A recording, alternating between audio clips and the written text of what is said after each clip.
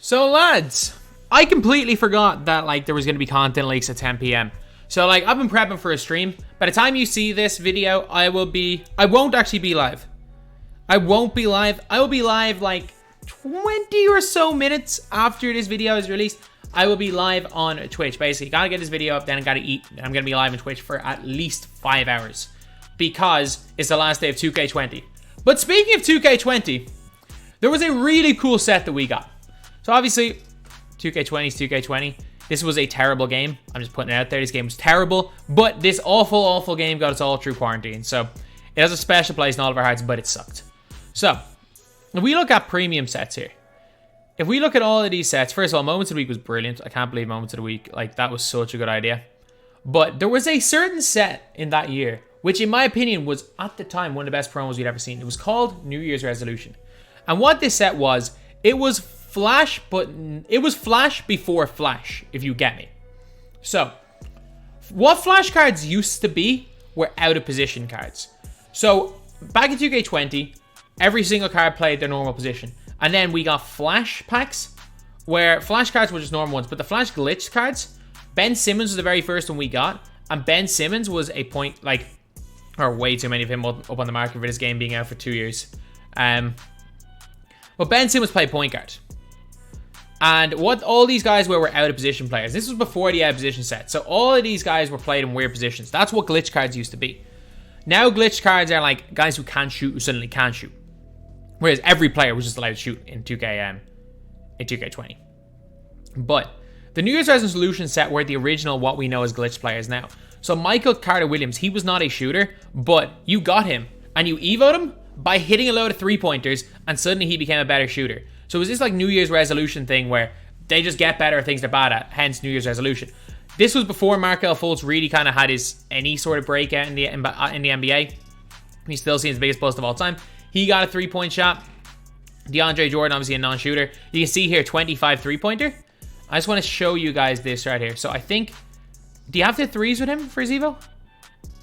Because I don't have Bill Russell. If I had Bill Russell, I would show you. So DeAndre Jordan made 20 free throws. So you had to make free throws with him. And he went way up in shooting.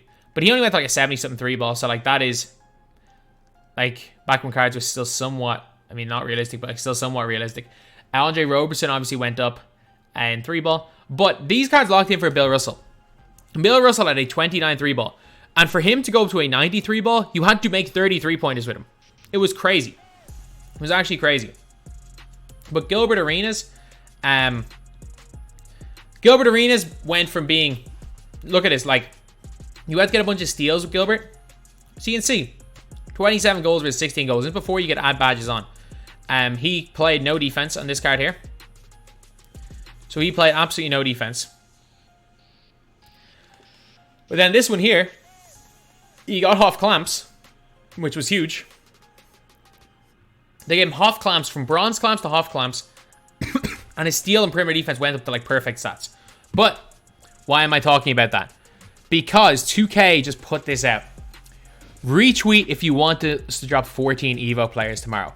Like, first of all, like, I think sometimes it's a bit overkill with these sets. Like, I'm cool. I think 8 over 12 is overkill, but I'm cool with 14. But all EVO cards. And what day is tomorrow? It's New Year's Eve.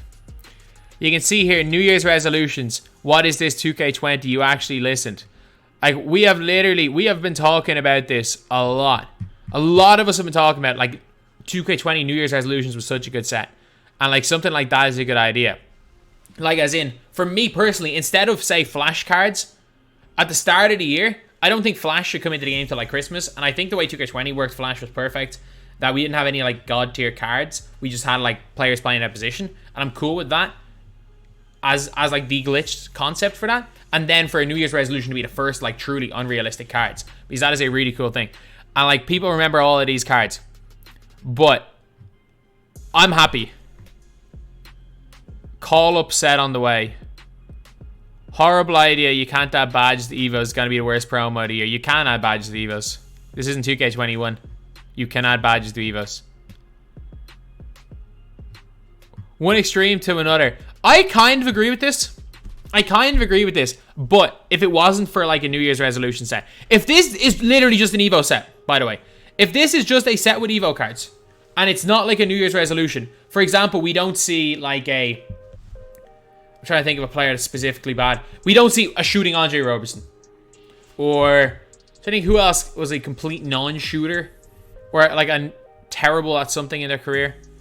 Screw it, let's go back to 2K21. Or 2K22 right here.